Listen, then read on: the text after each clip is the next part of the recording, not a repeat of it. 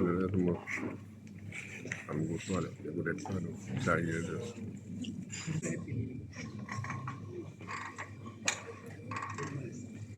evening.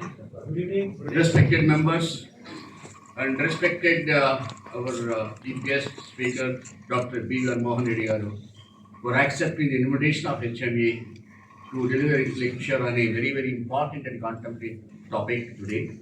Thank you, sir, for accepting the request. Most of the members are from HMA and did not really talk about much on HMA. But what HMA is really doing, what are the activities we conduct? Mainly we talk about more of a management development. We partner with the colleges, universities, and we conduct management development programs at their sites, at their premises, based on the requirements when they do a gap analysis and the company's gap analysis. When we get the information what needs to be done to fill the gaps, we conduct the management development at the respective organization who will come forward. And it doesn't cost much really. We get the best faculty from all over Pan India. And second thing is we connect more with the universities and colleges. The reason being that the future generation, future managers. So more than the curriculum, what they really teach, what they learn in the colleges, we always supplement with more inputs, bring in the best faculty, lecture sessions, both for students as well as for the faculty as well. This is some of the activities we do. In addition to that, we have one of the flagship event of HMA, the awards. Awards in this excellence, performs excellence, various sectors. We have about 13 awards. Recently, we have added one more award. The Pharma Leader of the Year for the pharma industry. We are also included. There are 13 awards, which will be starting sometime maybe after 2-3 months.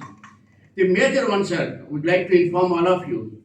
We are conducting a mega event, Leadership Conclave, on 8th February 2025 at Marigold Hotel. And we already circulated the brochures as well, the link also given. I request all the members to make it convenient to attend and participate in the sessions. I am proud to announce that Dr. BVR Mohan Reddy garu is taking one session. And it's really, yes, give a round of applause for Dr. Mohan Reddy garu. Similarly, you are getting, even for the keynote address, I'll just share with you once Dr. BVR Mohan Reddy session is over. I don't want to take much of time. Let's listen to Mohan Reddy garu, what he is going to speak on 8 today. Thank you very much. Vice President Mr. Rajendra Krishna Prasad Reddy garu to introduce our honorable speaker. Thank you. Good evening, ladies and gentlemen. The degrees on the dais and off the dais. It's my honor as the Vice President to read the citation of the eminent speaker, BVR Mohan Reddy garu. Dr. BVR Mohan Reddy garu is a distinguished entrepreneur and a visionary who significantly contributed to placing India on the Global Engineering Research and Development (ER&D) services map by founding CYIENT, formerly Infotech Enterprises, in 1991. Under his leadership, CYIENT has grown into a global digital engineering and technology solution company, collaborating with the customers to design a digital enterprise, build intelligent products and platforms, and address sustainability challenges. By June 2024, CYIENT has contributed over $8 billion in cumulative exports from India. Global clients including Fortune 100 companies. The company has listed on NSE and BSE in 1997, and its electronics manufacturing division, CYIENT ELM, was listed in 2023. For financial year 24, CYIENT Group revenue was about $863.2 billion, with a market cap of about 2.7 billion US dollars. Dr. Reddy has held several leadership positions to promote higher education in India. He is the chairman of the board of governors of IIT Hyderabad and IIT Roorkee, where he has introduced innovative concepts and played a pivotal role in implementing elements of the National Education Policy (NEP) in 2020. His efforts have propelled IIT Roorkee and IIT Hyderabad to be recognized among the top engineering institutions in India. He is also a member of the Leadership Advisory Board at the University of Michigan College of Engineering, USA, and the Court of Governors of Administrative Staff College of India. Additionally, he served as the co-chair of B20 President of Education and Employment. Dr. Reddy is the founding director of T-Hub, India's largest startup incubator center, which has supported about 2,000 startups. He is also served as the chairman of NASCOM and CII Southern Region and the Education Council, contributing significantly to higher education and the promotion of digital skills and industry academic partnerships. He was the Honorary Consul General of Federal Republic of Germany of Telangana and Andhra Pradesh from 2016 to 2020. Dr. Reddy established the BVR Mohan Reddy School of Innovation and Enterprise at IIT Hyderabad, and through this CYIENT Foundation adopted 30 government schools, providing quality education for over 20,000 children annually. The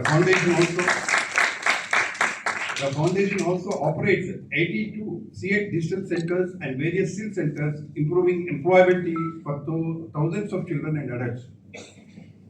Dr. Reddy has received numerous awards, including Padma Shri in 2017,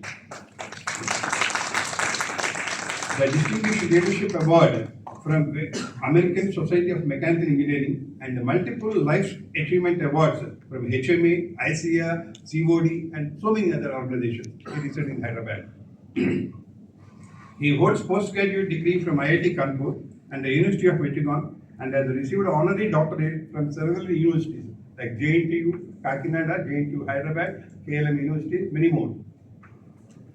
His book, Engineered in India, From Dreams to $1 Billion CYIENT, is a national bestseller book, which I recently. I request all the audience, ladies and gentlemen, give a big round of applause.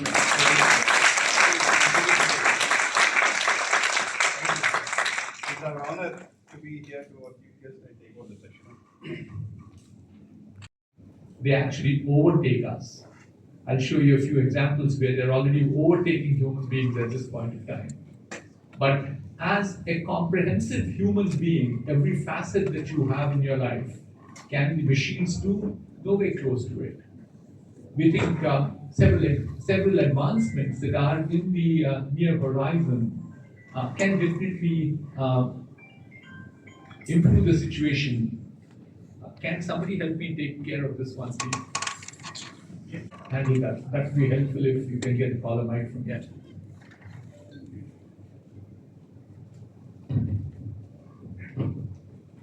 Or AI is trying to mimic the human beings in terms of trying to understand how we as human beings do learning, reasoning, problem solving. They're trying to mime us to make sure that they will be as efficient as we can. But equally important is there are two other facets of AI, subsets of it. One is called machine learning.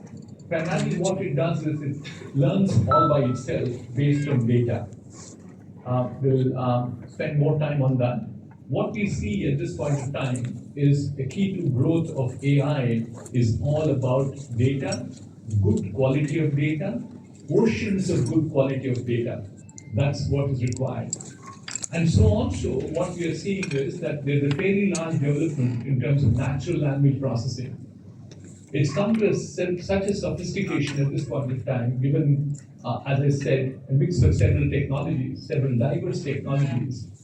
Today we can translate from one language to the other language in real time. I speak in Hindi at one end, you can hear it in English on the other side.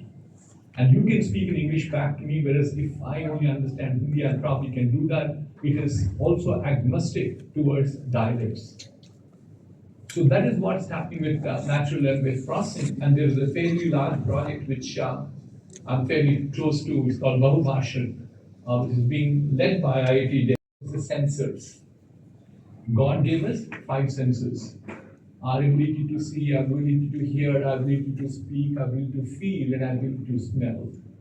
All those 5 senses today are also available to the computers. And these sensors are becoming smaller, they're becoming more smarter, and they're becoming cheaper. At one point of time, if you look at even camera as a sensor, it's a vision sensor, it takes a picture digitally. A real-time videography is also the same. Look at the cost of a camera at this point of time. My childhood days, a camera was a luxury in life. Taking a picture was called the Kodak moment. because you can only capture moments of time. Now, what is it? Every one of you in this room is a photographer. Yes. Right? Yes. Every one of you have several cameras. You look at the one, I'm sure, look back at it, you'll find there are 3 cameras, 4 cameras. I'm sure some of you will challenge me saying that, no, Mr. Reddy, I have 5 cameras on my machine. That's what you have.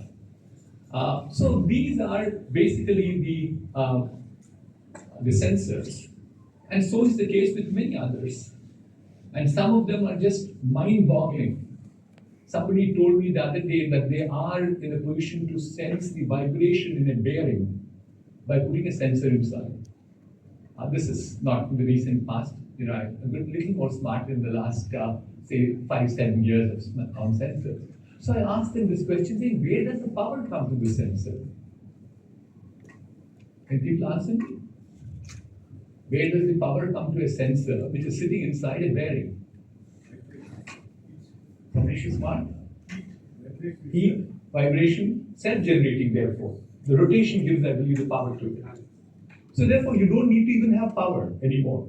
It generates power on its own. And what is it doing? Sensing the motion and then sending you the signals. Let me move on. What is the second one thereafter? Is what these sensors do? They put in oceans of data. Enormous amount of data they are collecting at this point of time and putting them across. And how do they collect the data? Because their ability to sense. And they can sense on a continual basis. They'll also sense it without being tired. If I ask somebody to go and hold a machine and find the vibration, he will touch it once, they say every 5 minutes you need to do that. After an hour, he's tired.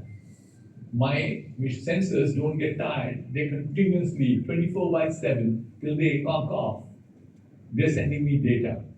And the data is considered to be the new oil of the world. That's the gold mine that people possess at this juncture. So therefore, what we are seeing is that the data is a cornerstone for the AI. And certainly what we are seeing is the data that's coming out is not just coming out bits and bytes. We have now ability to even send patterns from the data itself to the machines. And the amount of data is becoming so large. You must have heard about computers on the edge. So which means now we are placing a computer on the sensor itself. Sensor is tiny, tinier is the computer which goes there, which decides which is the good data, which is the bad data. How frequently do I need to send the data? I put an IoT controller close by to control, saying that this is the data I require. So the second one, which is making this AI true, is data. Sensor is leading into data. Then leads me into other one, is ability to communicate with each other. I belong to a generation, I'm sure several of you have gray hairs, some of you might be younger to me, we are all the same age group, several of us in this room. I'm so delighted to speak to this group. We waited for 7 years to get a telephone. After PNT used to say, just wait, period, I waited. Actually, some of my foreign customers used to get very amused when they used to say, we give telephone as a perquisite to our employees. Nowhere else in the world was happening. And this perquisite was primarily because they don't need to wait in the line. The company used to have a set of phones, and these phones used to be getting distributed to people as they came and joined us. Tell me how many of you don't have a phone with you right now in this room? Everybody is there. Everybody has one. Please be brave enough to put up your hand if you have 2 phones with you. Right? See some of them. And some of them are much smarter because they're not putting up their hand. They may have 1 phone, but they have 2 SIMs in there. Thank you. So that is how the technology has progressed. That is how communication is happening. There are 7 billion people in this world, but there are 5+ billion people who are on a phone. They are on a network. And the way in which the network works is like the social networking that you and I do. Mr. Chandrasekhar has become very familiar with me. He's my friend now. If he and I become friends, the information that we exchange is between him and me. Just 2 people. So suppose we then add some more people to this network. Krishna Prasad becomes a member of this network. It becomes three of us, more information, right? So how the network power is defined is the square of number of nodes or number of people who are on the network. So what am I talking about? We now have 5 billion people on the network. So what's the power of the network? Is 5 billion squared. But hold your breath for a minute. They're just not people on the network now, they're also things on the network. I'm communicating through things. I am sensing heat. I can put up my air conditioning in the home at this point of time. I can switch on light, switch off light to an app sitting here in ASCI Banjarahills campus. So what is the power of the network? It's become 20 billion people and things. That's called Industry 4.0, cyber physical systems. We have on one side cyber, which is all electronics, the physical, you and me, all of us on the same network. The other thing that is equally interesting is that the speed of these networks have changed. So I still recall if my telephone went down and I complained to the PNT guy, and then very politely I used to ask him, what is my complaint number? He used to say, 10 is your complaint number, sir. 2 days later, I would call him back and say, look, I gave you a complaint. Today is 18. I gave the complaint on 15. Complaint number was 10. What is the situation? What is the status of my complaint? My phone is still not working. I came to a neighbor's place to call. First question you would ask is, where are you calling from? I would tell him the number from where I call. Thereafter, he would tell me, saying that, look, I said 10. No, that day we could not close. You give a fresh complaint today. So trust me. Can you live? So I lived without a phone connection for 3 days in spite of having a phone at home. Can you think about your network call drops? I have access to Mr. Sunil Bharati Mittal to call him saying that, Sunil, your networks are not working well. That's the dependence that we have. But equally important is, Sunil is not getting calls because his network has also become fairly reliable. So reliability of the networks are giving us data, oceans of data, sensing from everything that's there in the world, trying to break them at the edge, and finally place them on communication. And what if the speeds have increased? People are saying with 5G at this point of time, you can download a full-length 3-hour movie in 1.5 minutes. That's on the lighter vein, joking about movies. Look at the seriousness of what we can do. Whether it's partnership with tech firms or invest, and the other one is investing in trading programs. Lessons is start small and think about iterative increments. Don't go for the big kill, certainly you'll get hurt. And the third one is measure the performance constantly. What did you think? We in the company, we call them as measure to manage processes. Everything that can be measured has to be measured. Once it's measured, it's compared. Once it's compared, if there's a deviation, you do relentless root cause analysis, RRCA, to find what's the reason for the deviation. You know the reason, you have a strategy to fix it. Once you fix it, you go back and measure it again and see how the deviation is. Are you performing better? Are you performing worse? So if you do this iterative process, one could do much better. Here is what I have done, a few examples, and I'll stop thereafter. One is that we have an AI engine which is running for hiring people. We roughly hire about 1,000 people every year, 1,000 freshers. Given the attrition levels that are there, there'll be another 1,000 of non-freshers who get hired. Those don't go through this particular process. So an AI engine selects people to the level that only when the appointment orders are handed over, we first see the candidate. We used to think about, or the big branded institutions, we should go for interviews. We stopped doing that. We then thought about saying that we'll adopt some institutions and develop them. We stopped doing that. Because we are saying, look, the talent will anyway come to us if they are there, irrespective of which college they belong to, which region they belong to, which geography they belong to. So that's one that is doing very well with us. We have a chatbot which runs on productivity. If you want to say, what's the leave rule that's there? You don't need to go and search somewhere. You put your question saying that I want to combine my sick leave with my casual leave. Can I do it? It gives you a right answer. It brings you up on the screen, which is the rule which says it can't be done. Or if you want to know about how your leave profile is, or you are saying that, how is my team doing in terms of leaves? So all people leave profiles are coming in. So you will clearly see who takes more leaves in your team. You don't need to keep it track of them any longer. So these are the chatbots which are running.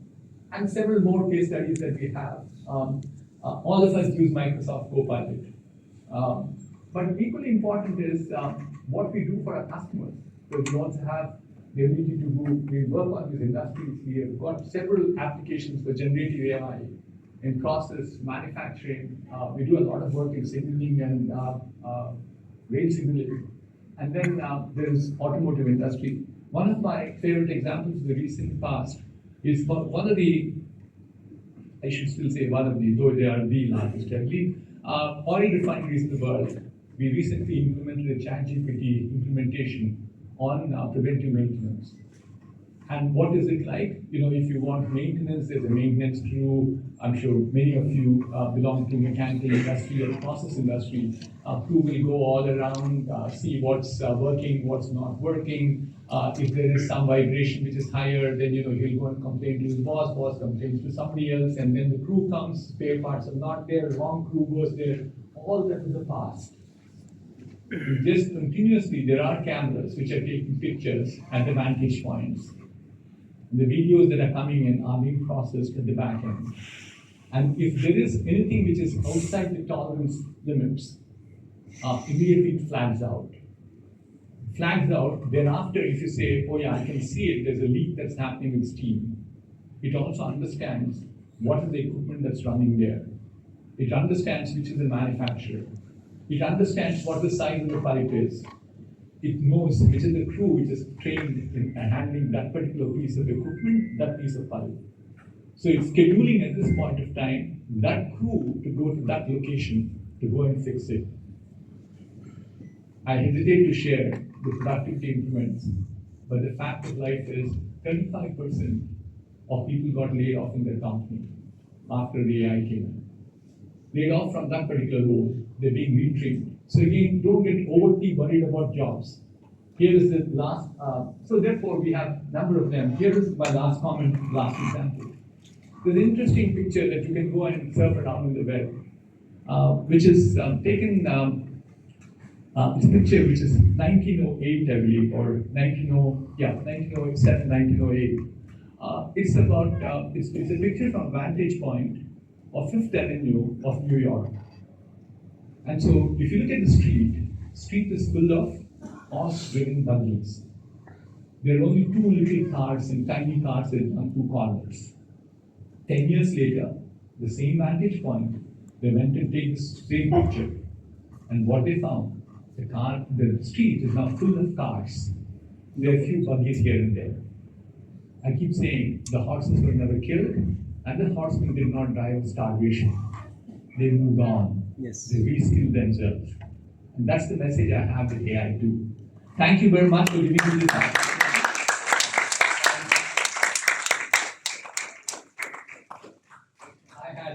I was told there are questions and answers by 7:50, and I believe it will be organized at this point.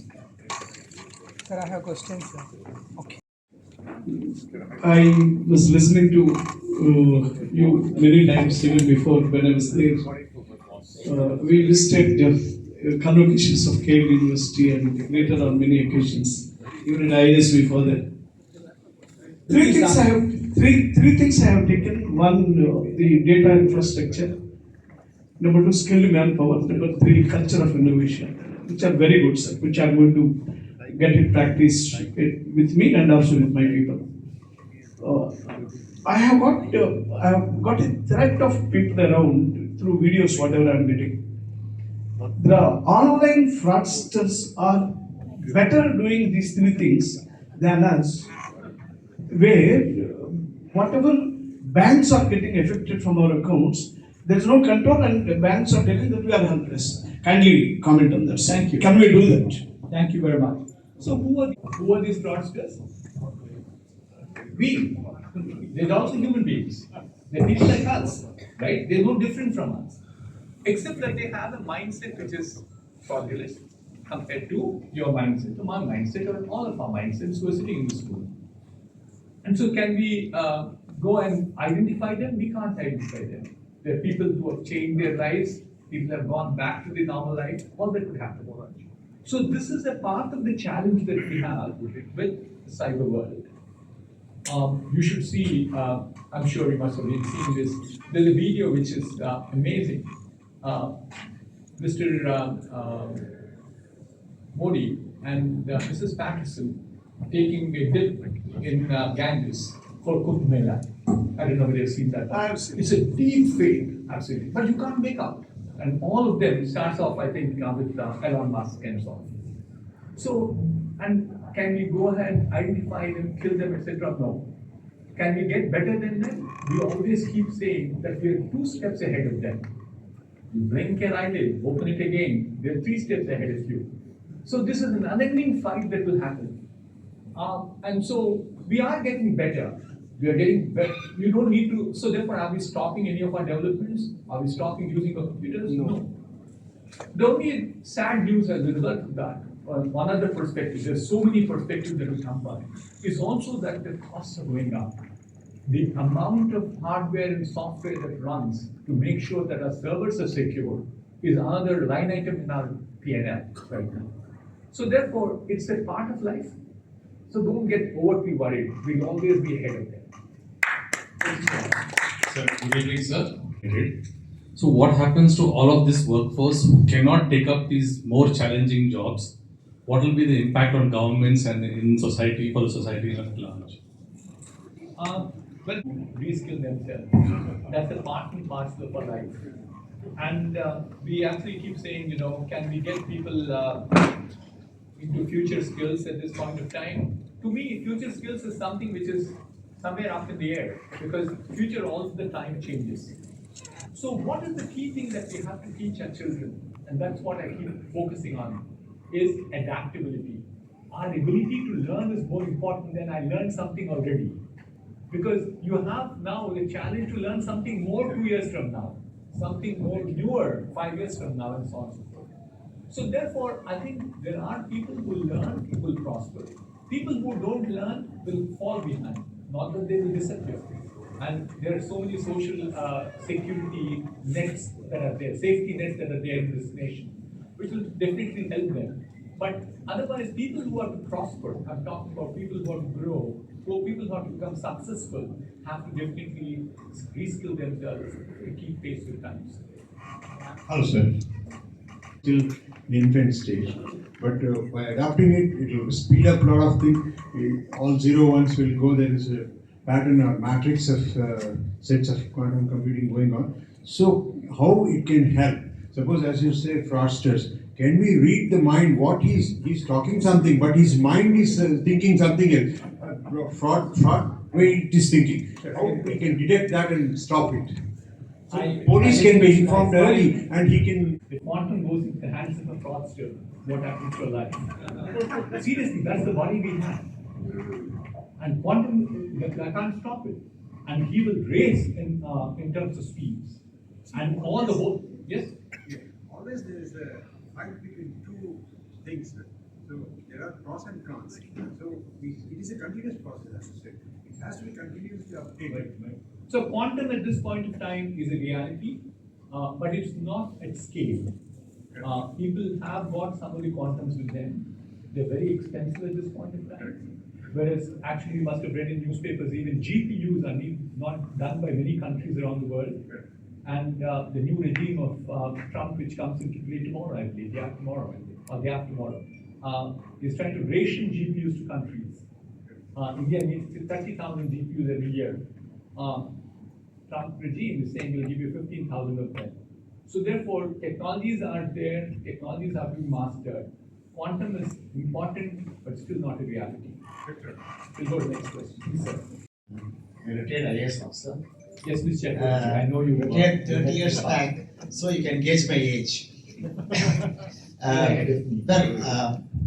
You did an excellent job in presenting the upsides of AI, but you touched on the downsides to some extent, but not completely. When we hear of an incident in All India Institute of Medical Sciences, where 200,000 patients' data were taken or purloined and then made into some products and then misused.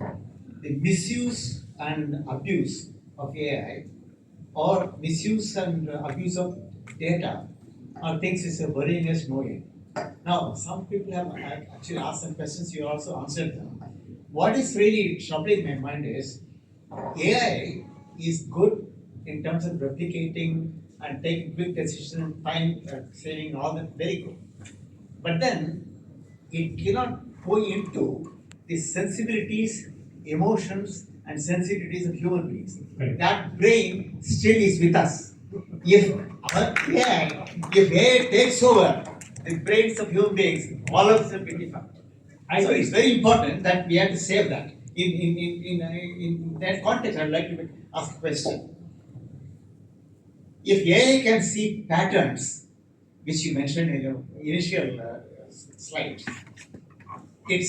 whatever you feed it, it comes out. Yes, it can read only a few things. But what I read in some papers and what you also hinted is that it can also see patterns which are not known to human being, not apparent on the face of the data, still is able to see it. That kind of thing is leading to frauds, etc., where people do all kinds of things. Now, I will make one small suggestion, Mr. Reddy. AI is all right. We should develop, innovate, everything is good. But there should be a regulatory apparatus. That regulation must be that instead of misuse, abuse, there is somebody to check and control. Now, I recently I released a book I wrote on privacy right and data protection, where I have dealt with this to some extent. But this is what's worrying me. How are we going to regulate it? Regulation is not easy. As somebody said, when a fraud is 2 steps ahead of what we invent or innovate. So it's going to be a tough job, as I said, it's a challenge. But I'd like your thoughts on that. Thank you, Mr. Chakravarti. I think another angle which is also to do with ethics is what I keep calling about. Because some of these decisions that the AI algorithms are making may not be ethical decisions, may not be the right decisions. At times, it's also in a confused situation to take the right decision. We still have to get a lot of regulatory frameworks into play. We're intensely working on it. A very classic example of mine is a Tesla car with an autopilot mode is driving on the street. There's an old woman who's crossing the street from the right-hand side. There's a young kid who's running across the street from the left-hand side. The car cannot stop. It has to hit one of them. Whom does it decide to hit? You can argue your case both ways. But then, regulatory framework is what becomes important. So what you said is, I'm 100% with you, sir. We have to definitely bring regulatory frameworks. We also bring ethics, code of conduct in using all these things. I think we're getting there. I think there's a new regime called the BVR regime, which is basically data protection, data control regime. Hopefully with that, things will improve. I just make one small comment on privacy right and 3 books out there, only 3 copies are there. If anyone wants to pick it up, they're welcome to it. Thank you. Cognitive ability and cognitive reasoning, as we start depending more and more on AI. I have an employee who, for 4 years, used to communicate with me, a very poor communicator, not just the English language, but even the flow. And then suddenly one day, it was beautiful communication, lovely flow, and I could understand everything. I didn't have to call him and say, what are you trying to tell me? Turns out he was using ChatGPT. At first I was annoyed, but then I thought, why not? Why not, right? Similarly, if you extend this argument, a lot of reports and documents we present to our clients, my employees are starting to pick up sections of it through ChatGPT and other sources. Now, at some point, my HR is telling me that these people are losing the ability, their cognitive ability to actually come up with these artifacts. And they're also asking me, what kind of people do you want us to hire? If some of these things are being done here, then you tell me what kind of person are you looking for? Even domain experts we don't need anymore. So what are your thoughts on this decline of cognitive reasoning and ability in us as we depend more and more on AI? And what kind of recruitment and hiring do we really need to do for this age? Thank you, because it's a question that bothers all of us at this point in time. You only went to the extent of cognitive ability, but more immediate than cognitive ability, which will take a while before it starts appearing in the scenario, is copyright violations.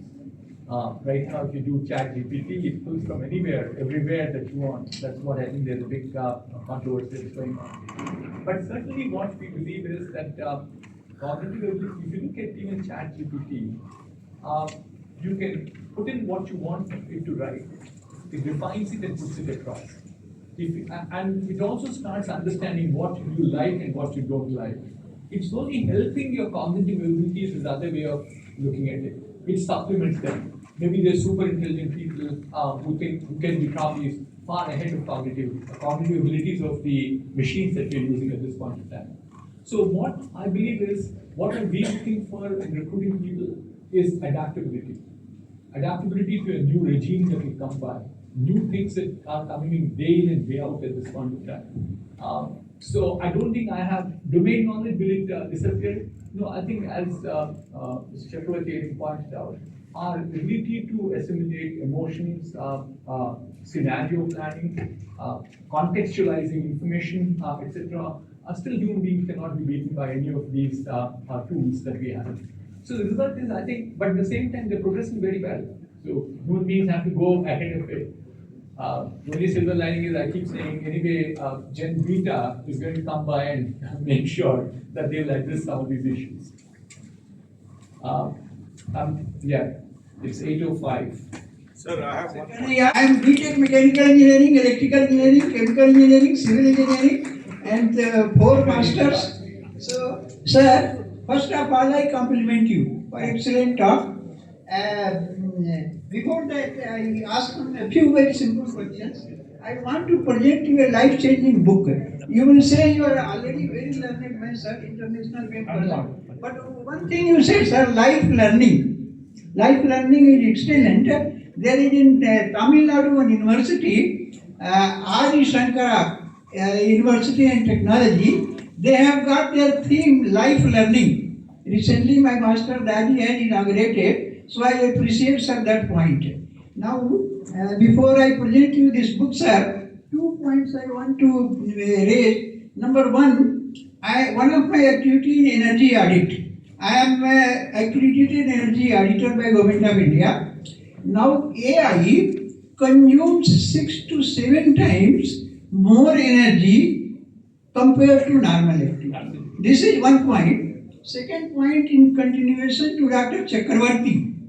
See, my simple question would be, human beings have a lot of emotions, apart from any other thing which AI is doing. But human values, positive emotions, negative emotions, whether there is a capability at the moment to AI to address that point. And then, sir, you have given excellent paper. I request organizers to pass on to us, not as a seminar promise. In seminar promise, it is never given. They will in front of you, they will say, we will do it. And then, I want your visiting card, sir. So with this, can I present you this book? Yes, I'll take it when I leave this place. No, but I will present to your good self and speak few words on this. No, I don't need to get to speak at this point of time because I'm only pressed for time. Okay, then you can address my questions. You asked me just one question. I'll answer that. What's one question that you have? Because there are a series of questions. My one question would be, AI consumes 6 to 7 times of energy compared to normal. So how can we address? No, it's not AI consuming. The computing power that we are now putting in play is consuming more amount of power. So the result is that if you look at companies like Google, I don't know whether you saw the news item, they have now invested in a nuclear power plant of 250 megawatts. So the startup which is trying to do that. or for that matter, Microsoft at this point of time are setting up all their data centers under the ocean because the ocean floor is much more cooler compared to just here. So it's a part and parcel of life. The amount of consumption of power is enormous at this juncture. We are seeing our electricity bills itself that are going up at this rate. So it's a part of our life. Nothing we can do about it. But time can come, this energy cannot. No, human mind is so ingenious. They're so innovative. They'll find solutions. Yes, sir. Obvious in technology and AI, the way you simplified the whole thing, you made me commit as a CEO for IIB Insurance Bureau. We have 3,600 crores of data from all the 58 insurers. You committed me to use AI much more for the benefit of the evaluation of the industry. Thank you. Thank you so much. Very much. The comment you made particularly as CEO when the board improves more for the infrastructure, more for the analytics and AI and that kind of thing and the product development. I was telling you yesterday that the product development and analytics AI is the two eyes, what people see. What people don't see is the retina. Retina is the infrastructure and retina is the security of the infrastructure. Let us invest much more on the retina also, not just as the two eyes. You made that point as a combined eye. Thank you so much. Very good. Thank you. Thank you. A lot of actually scope for us to learn. Thanks a lot, sir. Thank you very much. Data Protection Act is coming up, that's circulated by Government of India. What is the challenge of this one when AI is coming up? Because our data cannot be taken by granted. Because if you see the credit card holders, they take all the data, make the nuisance and everything. So what is the challenge, sir? The challenge is that people are mistaken. New regulation that's going to come by should not become draconian for further development of systems. As of now, there are already several laws that are there in this country. For instance, you can't transport geographic data out of India that will be stored only on Indian systems. There could be several restrictions that are there, but as a result, every country, if it becomes very isolated by itself, and today, as a result of that, our amount of effort, amount of work that you could do for countries around the world is limited. So long as people can protect them, can give you assurances that there's enough walls that are being built to ensure that there's no leakage of data, I think we should be allowed to do that. That's what we are promoting with the new data regulation that's going by. It's right now available for comments. We're all commenting on it, and NASCOM is doing it quite extensively. But I hope that the only thing that my concern is that it should not become draconian to stop development in countries like India. Thank you. Thank you very much. Last question. Running a plastic components manufacturing unit in GD Medla, and I supply components to home appliances manufacturers like Orient, Bajaj, USA, and so many companies. My question here is, a lot of information you have given on artificial intelligence, really thank to you. So, in which area we should make concentration or we should make investment further so that it will generate revenue in future for us. So as it's beginning of AI, we are using already ChatGPT and all. So kindly guide us as an interpreter where we should focus so that we can generate revenue in the future. Thank you. I don't think there is one size fits all. I don't think that I can find the solution to you. The best judge to find the problem that you have on hand is you, who runs the business.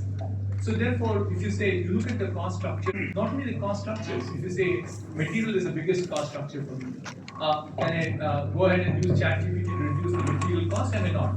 But at the same time, if my customer support takes a lot of my effort, I can bring automation into that particular system. That may be a low-hanging fruit for us. So anything which you think can be, which is repetitive in nature, like customer calls, and you have a bunch of people who are handling that, that can definitely go into, we call them as not LLMs, but you can get into SLMs, small language models they are called. What SLMs do primarily is that your data in your system is protected to your customers. So therefore, you don't need to have universal information with you. You have only your data. So there may be, that's the reason why I said technical expertise is important. Somebody consult with them, you go to seminars, you find out what it is. But you are the best judge. You look at line item by line item, where the costs are. in your complete cost structure and think about which are available for using AI technologies. Right, sir. Thank you, sir. Thank you so much. Raised a question. So, data drives AI, right? And to gather data to drive AI, it is most likely possible to use AI for the data. Now, not necessarily. You don't use AI for data, you use sensors for data.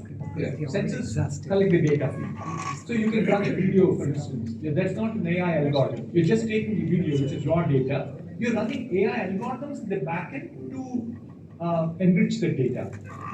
That's what. Every single day for research purposes or just daily use purposes. How reliable is the data that ChatGPT provides us if we are researching on a niche topic? So,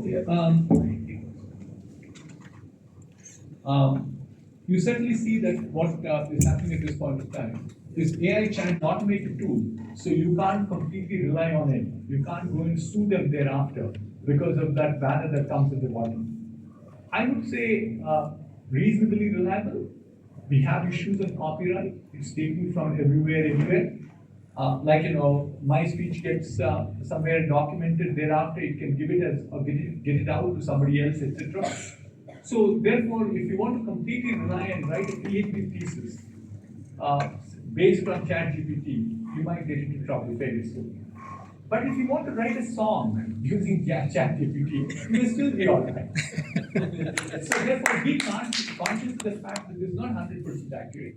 You need to be careful in using it the right place. So do you think like in the near future, like the next 2 to 3 years, will there be an AI that can surf web? It's already doing. It will, but I don't know because I don't know the future. Every time that I think about future, I'm wrong. It's something faster than what I thought it to be. So it might not be 2 years, 3 years. It might be 2 months. I don't know.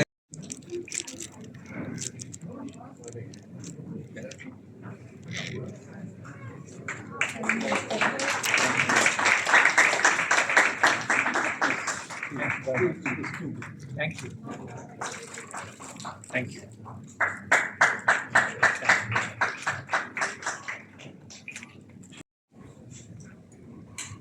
We'll be completing in another 5 minutes. Just bear with us. We will not get this chance of listening to Dr. B.V.R. Mohan Reddy any time. Go to next. Go to last slide. Last slide. Sir, as I mentioned in the beginning, we are conducting this mega event on 8th February, Leadership Conclave. And we have more or less finally the speakers. And we have also written to some of the organizations to send their delegates. We request all the members to make it convenient to attend and participate in one of the major events being organized by HMA.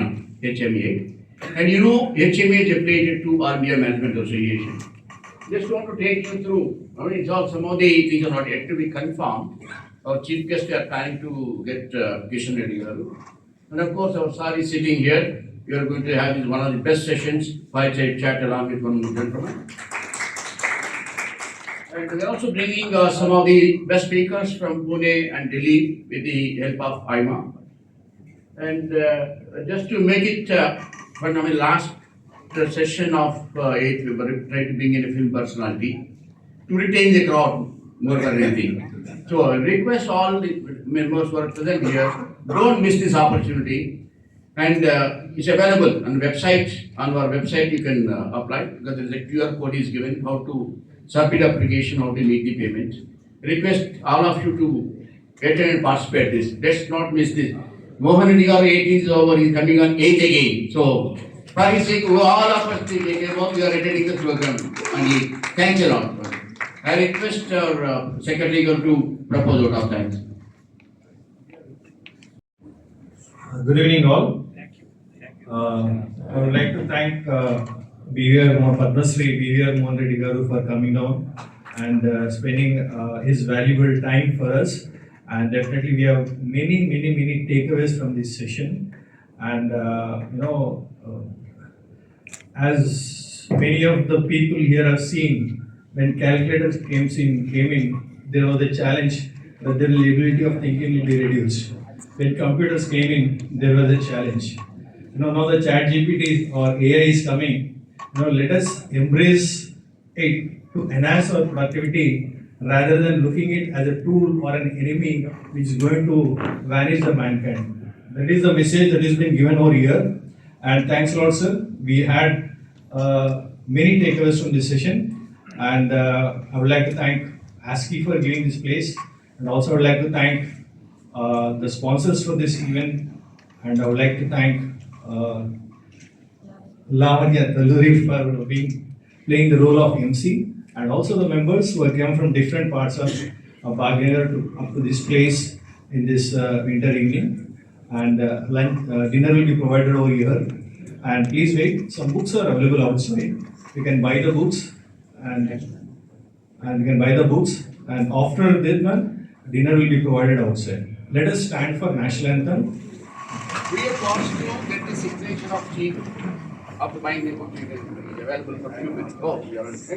जनगण अधिनायक जय हे भारत भाग्य विधाता पंजाब सिंधु गुजरात मराठा द्राविड उत्कल बंगा विंध्य हिमाचल यमुना गंगा उच्चल जलधि तरंगा तब शुभ नामे जागे तब शुभ आशीष मांगे गाहे तव जय गाथा जनगण मंगलदायक जय हे भारत भाग्य विधाता जय हे जय हे जय हे जय जय जय जय हे जय हिंद भारत माता की जय।